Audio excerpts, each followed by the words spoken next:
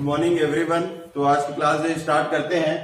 तो कल हम लोग देखे थे संधारित्रों का जो है संयोजन, संधारित्रों का संयोजन।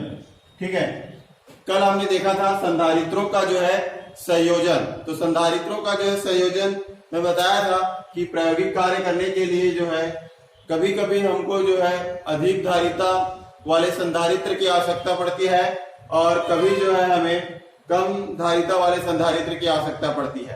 तो इसकी पूर्ति के लिए हम जो है संधारित्रों का संयोजन करते हैं। ठीक है, और संयोजन जो है दो प्रकार का होता है, एक श्रेणी क्रम संयोजन और दूसरा है समानांतर क्रम जो है संयोजन। ठीक, तो श्रेणी क्रम संयोजन और समानांतर क्रम संयोजन कल हम लोग पढ़ लिए थे। अब आज हम देखते हैं संधारित्रों की जो है ऊर्जा। ठीक है, संधारित्र में जो है संचित ऊर्जा देखते हैं। संधारित्र में संचित ऊर्जा। ठीक है, संधारित्र में जो है संचित ऊर्जा आज जो है देखते हैं। तो मान लेते हैं कोई चालक है, मान लो कोई चालक है। अब इस चालक को अगर आप जो है आवेश देना चाहते हो, ठीक है, इस चालक को आवेश देना चाहते हो तो आवेश जो है एक साथ आप जो है इसको नहीं दे सकते। ठीक है, उसको एक एक करके जो है इकाई आवेश जो है इकाई आवेश एक एक क्रम में जो है आपको देना पड़ेगा। ठीक है, अब मान लेते हैं ये जो आवेश है, ठीक, मान लो ये जो है 20 जो है कूलाम आवेश है और इस 20 कूलाम आवेश को जो है आपको इस चालक को देना है। ठीक है, तो इस 20 कूलाम जो आवेश है उसको आप एक साथ नहीं दे दोगे, है ना, एक साथ हम नहीं दे सकते।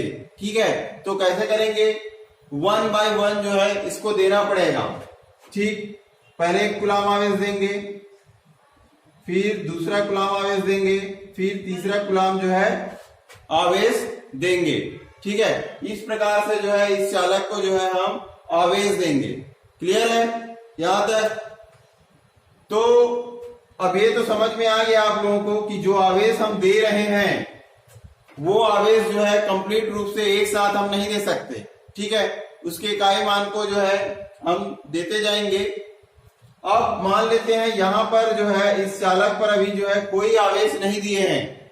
तो जब पहला जो है आवेश हम देंगे इस चालक पर, जब पहला आवेश देंगे, यहां पर कोई आवेश नहीं है, तो जब पहला आवेश जब देंगे तो इस पर जो किया गया जो कार्य होगा वो 0 होगा। ठीक है, किया गया कार्य 0 होगा, है ना, मतलब कि इसका जो है विभव क्या होगा, 0 होगा। क्लियर है, विभव क्या होता है ना, आवेश जैसे जैसे देते जाओगे वैसे वैसे विभव का मान बढ़ते जाता है। अब यहाँ पर तो कोई आवेश ही नहीं था, अब जब आवेश नहीं था तो विभव का मान भी क्या होगा, 0 होगा। ठीक, अब जब हम इसको प्लस स्टार्टिंग में प्रारंभ में क्या होगा, प्रारंभ में विभव जो है V बराबर जो है 0 होगा। ठीक, प्रारंभ में जो है विभव जो है V बराबर जो है 0 होगा या विभव जो है 0 होगा, ऐसा जो है ले लीजिए। उसके बाद हम देखते हैं जैसे इसको जो है प्लस 1 कूलाम आवेश देते हैं। ठीक है, 1 कूलाम आवेश देते हैं। अब तो इसका विभव जो 0, क्योंकि इसमें जो है इसको यहां से यहां तक लाने में जो किया गया कार्य है वही कार्य क्या कहलाता है, विभव कहलाता है। ठीक, तो यहां पर किया गया कार्य क्या हो गया, 0। अब हम देखते हैं, अब दूसरा जो है इकाई आवेश जो है इसको देते हैं, दूसरा इकाई आवेश देते हैं। तो पहला इकाई आवेश इसमें पहले से मौजूद है। अब ये पहला जो इकाई आवेश है, 1 कूलाम आवेश पहले से मौजूद है, इसके कारण से जो है इस पर जो है बल लगेगा। ठीक है, और उसी बल के विरुद्ध हम कार्य करेंगे और वही जो कार्य होगा, है ना, वो विभव के रूप में जो है आपको प्रदर्शित होगा। तो अब इसके बाद जो किया गया जो कार्य होगा, सेकंड कूलाम आवेश को जब हम सेकंड कूलम आवेश जब इस चालक को देते हैं तो यहाँ पर हमको कुछ कार्य करना पड़ेगा। वो कार्य जो है जीरो नहीं होगा, ठीक है, वो कार्य जीरो नहीं होगा।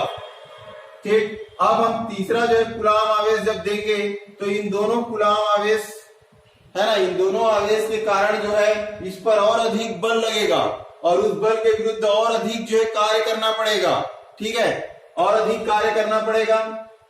तो इसका जो है विभव का मान जो है और बढ़ जाएगा। तो इस प्रकार से जैसे जैसे जो है हम इकाई आवेश जो है देते जाते हैं वैसे वैसे जो है क्रमशः जो है कार्य करने की जो दर है ना, वो जो है बढ़ती जाती है, ठीक है, कार्य जो है बढ़ते जाता है। क्लियर है? तो यहां पर देखें, मान लो प्रारंभ में जो है पहले स्टार्टिंग में आपको जो है ऐसी जो है लिखना है कि मान लेते हैं किसी जो है चालक को प्लस क्यू आवेश देना है, तो उस चालक को जो है प्लस क्यू आवेश एक साथ नहीं दिया जा सकता है, अतः उस चालक को जो है इकाई आवेश करके क्रम में जो है उसको जो है देते हैं, ठीक है। और जैसे फर्स्ट जो है इकाई आवेश जब उस चालक को देते हैं तो उस पर किया गया जो कार्य होता है वो जीरो होता है, ठीक है, किया गया कार्य क्या होगा, जीरो होगा, इसलिए उसका विभव भी क्या होगा, जीरो होगा। क्लियर है? अब जब पहला आवेश दे चुके हैं, अब यहाँ पर इस आवेश के कारण जो है एक विद्युत क्षेत्र उत्पन्न हो गया मान के चलिए। अब दूसरा जो है आवेश हम इसको देंगे तो इसका प्रभाव जो है इस पर पड़ेगा, मतलब इस पर जो है एक बल लगेगा, ठीक है, और उस बल के विरुद्ध हम कार्य करेंगे, तो ये कार्य जीरो नहीं होगा, ठीक है। अब जब ये कार्य जीरो नहीं होगा तो इसका विभव भी जीरो नहीं होगा। क्लियर?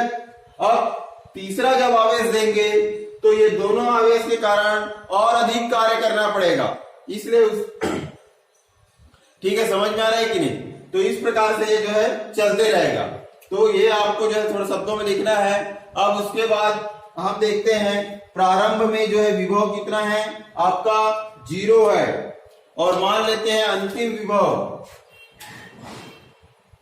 प्रारंभ में जीरो जो है विभव जो है जीरो है और अंतिम विभव जो है मान लो V है, अंतिम विभव क्या है, V है। तो यहां पर देखें औसत विभव,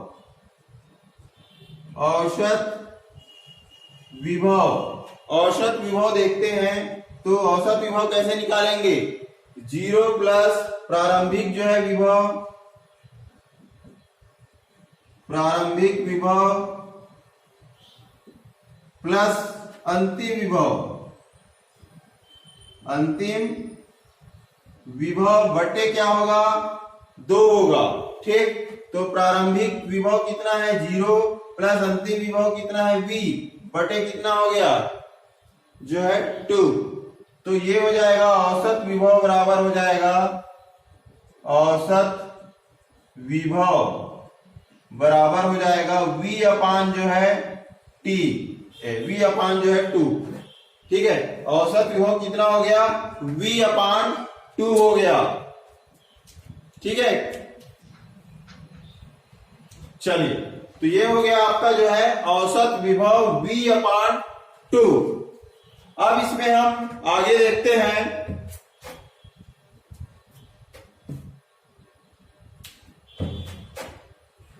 अब कार्य, तो किया गया जो कार्य बराबर होता है आवेश गुणित औसत विभव, है ना, आवेश गुणित औसत विभव, ठीक है। कार्य बराबर क्या होता है, आवेश गुणित जो है औसत विभव, मतलब आप ये पढ़े हो, है ना, V बराबर क्या है, W बटे जो है Q0, ऐसा पढ़े हो आप, या W बराबर क्या हो जाएगा, इसको इधर ले जाएंगे तो V इंटू Q, मतलब Q क्या है, आवेश है, और V मतलब क्या है, विभव है ना। तो यहां पर हम देखेंगे, यहां विभव आवेश गुणित क्या है, औसत विभव, ये तो किया गया जो कार्य है बराबर, ये फार्मूला होता है आवेश गुणित औसत विभव का जो है फार्मूला होता है, ठीक। अब इसमें हम जो है मान रख देंगे, आवेश कितना है,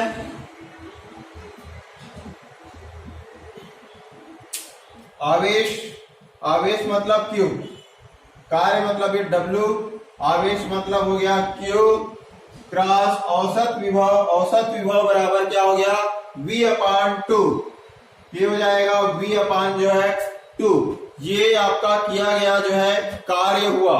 ठीक, तो ये हो गया किया गया कार्य 1/2 Q इंटू जो है V, इतना हम जो है लिख सकते हैं। ठीक है, अब ये किसके पदों में है, आवेश और विभव के पद में, आवेश और जो है विभव के पद में जो है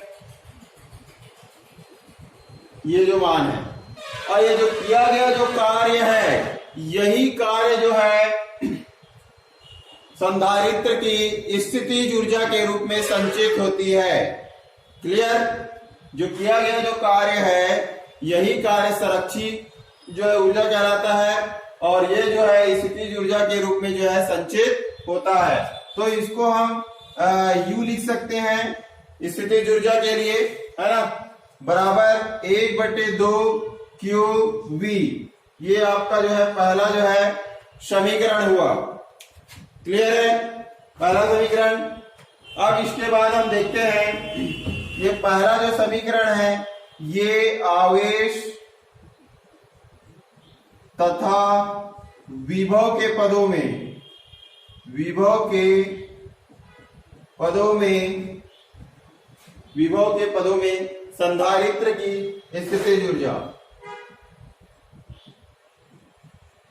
संधारित्र की जो है स्थितिज ऊर्जा, स्थितिज ऊर्जा को जो है प्रदर्शित करता है। क्लियर है, यहां तक। इस वाले भाग को मैं जो है रफ कर देता हूं, क्योंकि ये तो फार्मूला है और इससे आप समझ जाओगे प्रारंभिक विभव प्लस जो है अंतिम विभव बटे जो है 2, है ना। चलिए, अब मैं इसको थोड़ा सा अगर हम देखें दूसरा पॉइंट अगर देखें, ये हो गया Q और ये हो गया जो है V। अगर संधारित्र की धारिता C है, अगर संधारित्र की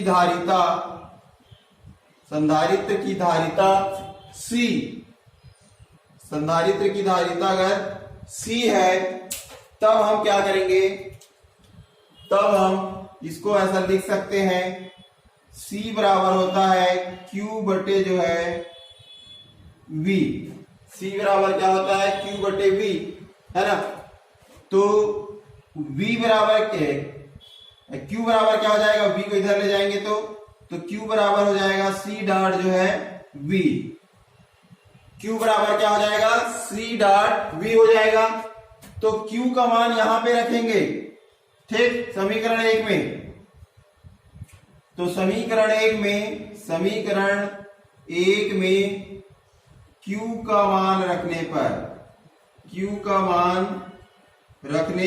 पर तो क्या हो जाएगा, U बराबर हो जाएगा 1/2, Q के जगह में हो जाएगा C डॉट V, और ये V पहले से है, ये डॉट जो है V हो जाएगा, और ये V और V का जो है गुणा, तो उसके घात जो है जुड़ जाएंगे, तो ये हो जाएगा 1/2 C डॉट V की घात जो है 2।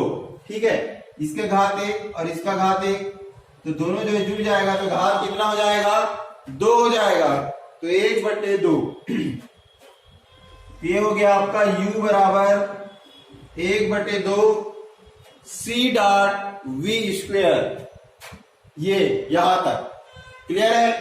अब इसके बाद जो है अगला हम देखते हैं, ये हो गया समीकरण 1 और ये हो गया समीकरण नंबर 2। ठीक है, समीकरण नंबर जो है 2 हो गया। इसका जो है यहां पर बना दूंगा, है ना। चलो यहां पे बना देता हूं। अब अगर हम देखें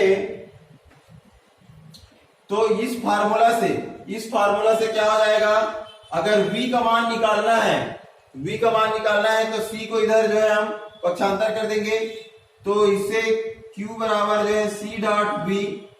अब इसको हम लिख सकते हैं v बराबर जो है q बटे जो है c को इधर लाएंगे तो ये नीचे आ जाएगा, तो v बराबर क्या हो जाएगा, q बटे जो है c हो जाएगा।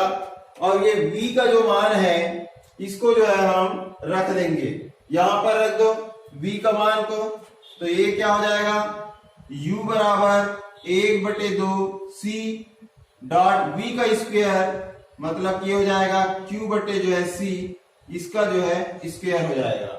ठीक, v का स्क्वायर मतलब q बटे c का स्क्वायर, तो ये हो जाएगा आपका 1/2 q स्क्वायर, अच्छा 1/2 यहां पर c है डॉट q स्क्वायर बटे हो जाएगा c स्क्वायर, तो एक c कट जाएगा इसमें से, है ना, तो बच जाएगा क्या, बराबर 1/2, यहां से c हट गया है तो q स्क्वायर बटे क्या हो जाएगा c।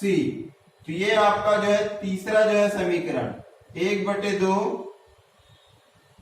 q स्क्वायर बटे जो है c, q स्क्वायर जो है c। तो ये आपका जो है तीन जो है समीकरण को जो है, तीनों समीकरण को आपको जो है याद रखना है। तो संधारित्रों का जो संयोजन है ना, संयोजन में संधारित्र में जो है संचित जो है ऊर्जा, ठीक, यही संचित ऊर्जा जो है स्थितिज ऊर्जा के रूप में होता है। तो हमको ये तीनों जो है आपका फार्मूला जो है याद रखना है, तीनों तरफ का। यहां पर Q और V विभव, आवेश और विभव के पद में है, ये दूसरा जो है संधारित्र और विभव के पद में है, और तीसरा जो है आवेश और जो है धारिता के जो है पद में संधारित्र की जो है स्थितिज ऊर्जा को बताता है। ठीक, क्लियर है। तो इसका जो है स्क्रीनशॉट ले लीजिए, है ना, फिर हम आगे बढ़ते हैं। चलिए, तो इसमें देखते हैं, लास्ट में हमको तीन जो है फॉर्मूला जो है पता चला, u बराबर जो है 1/2, u बराबर 1/2 और q डॉट जो है v, ये मिला। दूसरा फार्मूला क्या था, u बराबर जो है 1/2, है ना, तो q का मान क्या होता है, c बराबर q बटे v, मतलब ये हो गया c, तो c डॉट जो है v स्क्वायर, ये दूसरा जो है फार्मूला निकला। और तीसरा जो निकला था वो u बराबर जो है 1/2 q स्क्वायर बटे जो है c। ये तीन जो है आपको संधारित्र की जो है संचित ऊर्जा के रूप में जो है आपको तीन जो है इस तरीके से जो है फार्मूला जो है निकला था, है ना। तीनों फार्मूला का उपयोग जो है आप न्यूमेरिकल क्वेश्चन में कर सकते हो, है ना। आवेश और बी दिया है तो आप इसकी स्थितिज ऊर्जा निकाल सकते हो इस फार्मूला से।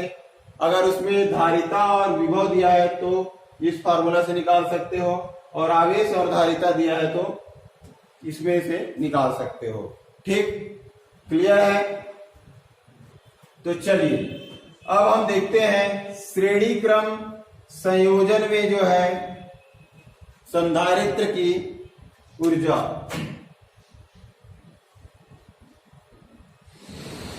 श्रेणी क्रम जो है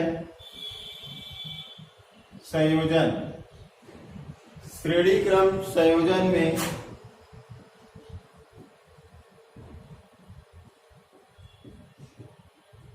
संधारित्रों की जो है स्थितिज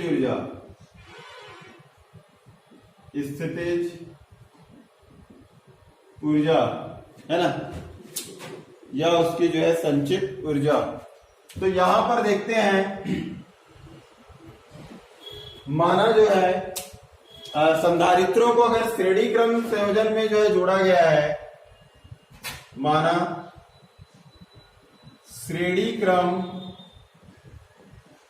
संयोजन में श्रेणी क्रम संयोजन में संधारित्र का जो है क्या चीज जो है समान होता है? आवेश समान होता है, विभव समान होता है कि धारिता समान होती है? क्या समान होती है? श्रेणी क्रम संयोजन में आवेश जो है समान होता है। सभी जो है संधारित्रों में आवेश क्या है? एक समान होता है। तो श्रेणी क्रम संयोजन में जो है आवेश जो है Q है, मान लेते हैं। श्रेणी क्रम जो है संयोजन में जो है आवेश Q है, तो श्रेणी क्रम संयोजन की स्थितिज ऊर्जा U बराबर हो जाएगा 1/2 जो है 2 Q² बटे जो है C। 1/2 Q² बटे क्या हो जाएगा आपका? C हो जाएगा। ठीक है, अब इसमें हम देखते हैं ये C क्या चीज है? C जो है संधारित्र की जो है तुल्य संधारित्रों की तुल्य जो है धारिता है।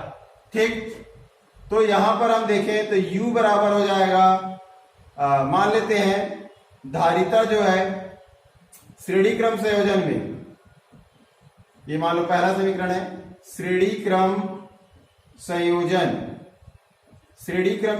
में तुल्य धारिता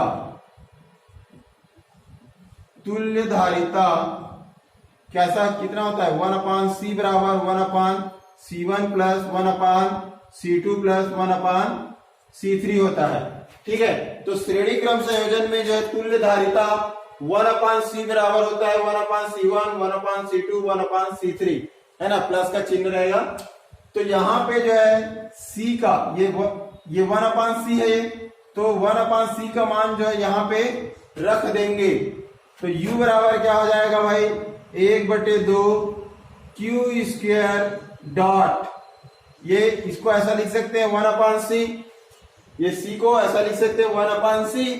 अब 1/C का मान क्या है? 1/C1 प्लस 1/C2 और 1/C3 है, तो इसको हम ऐसा लिखेंगे 1/C1 प्लस 1/C2 प्लस 1 जो है C3।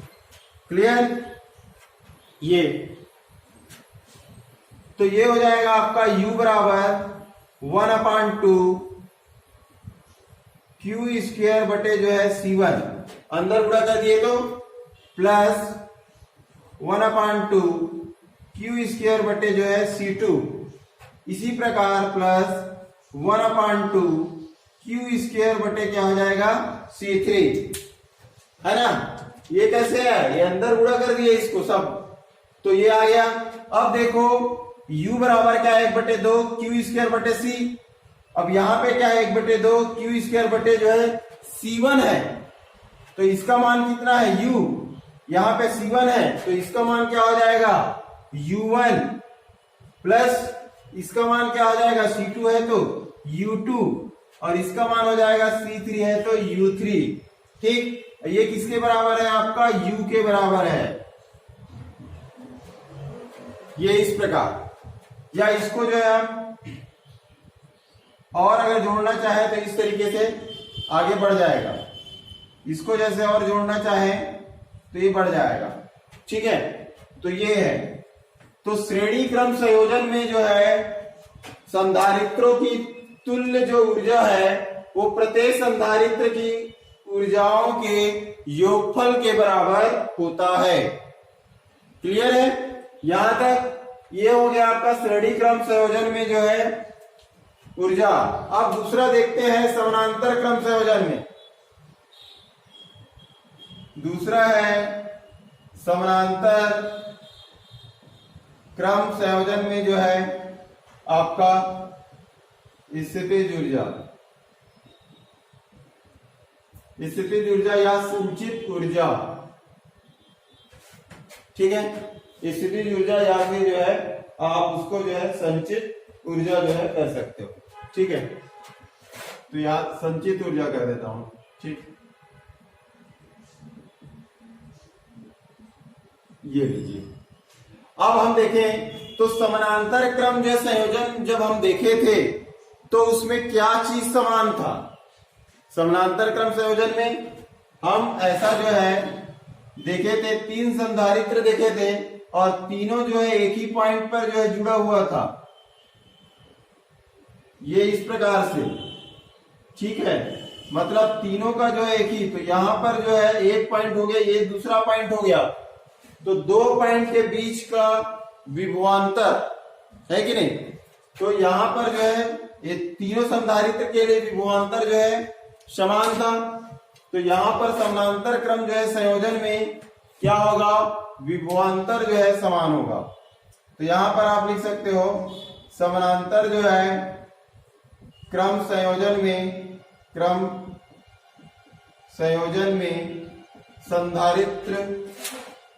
संधारित्रों के मध्य विभवांतर एक समान होता है। संयोजन में संधारित्रों के मध्य विभवांतर एक समान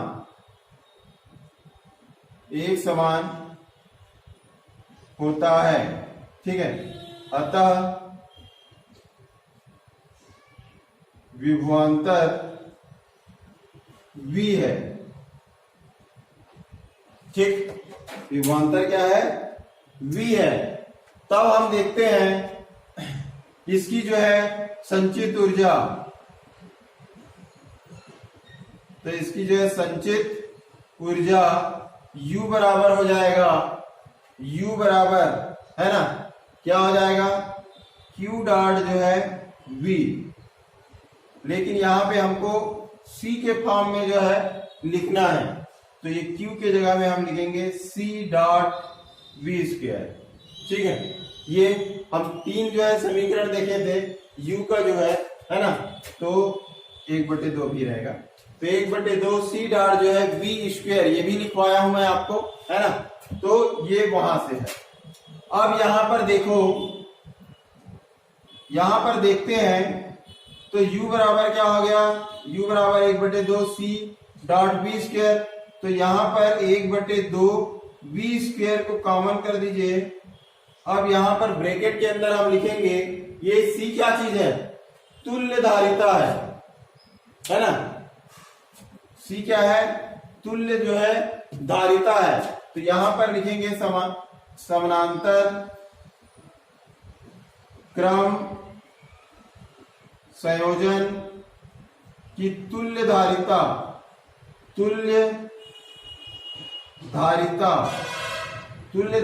C बराबर क्या हो जाएगा, C1 plus C2 plus C3 होता है ना, सीधा सीधा जो है योग हो जाता है।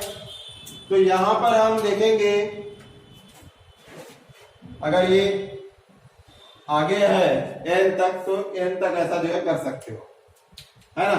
तो अब C का मान, तुल्य धारिता का मान यहां पे रख देंगे, ये हो जाएगा U बराबर 1/2 V स्क्वायर।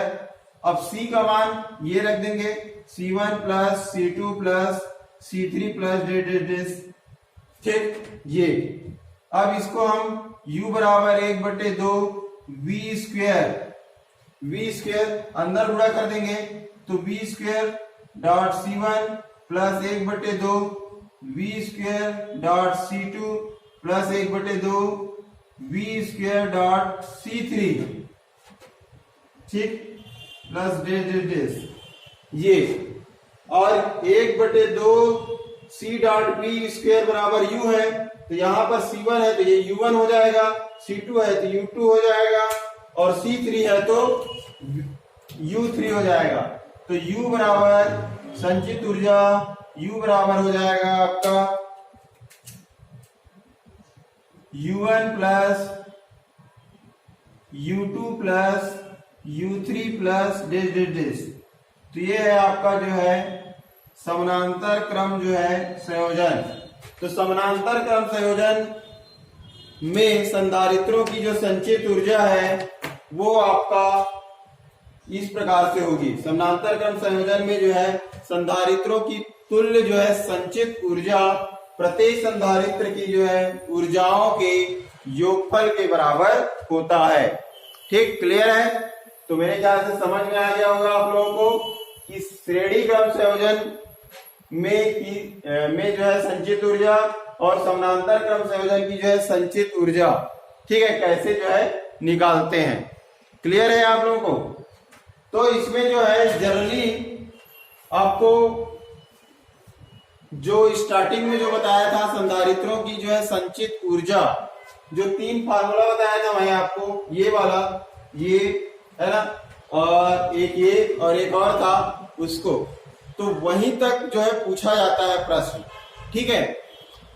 और अगर जो है क्योंकि तुम्हारा आप लोगों के जो है सिलेबस में ये भी है, तो इसलिए मैं इसको भी पढ़ाया हूं, है ना, इसको भी पूछ सकते हैं सिलेबस में है तो ये जो है ज्यादा कुछ कठिन नहीं है, थोड़ा सा है, तो इसलिए क्या है, इसको भी आपको ध्यान में रखना है, श्रेणी क्रम और समानांतर क्रम जो है संयोजन को, ठीक है।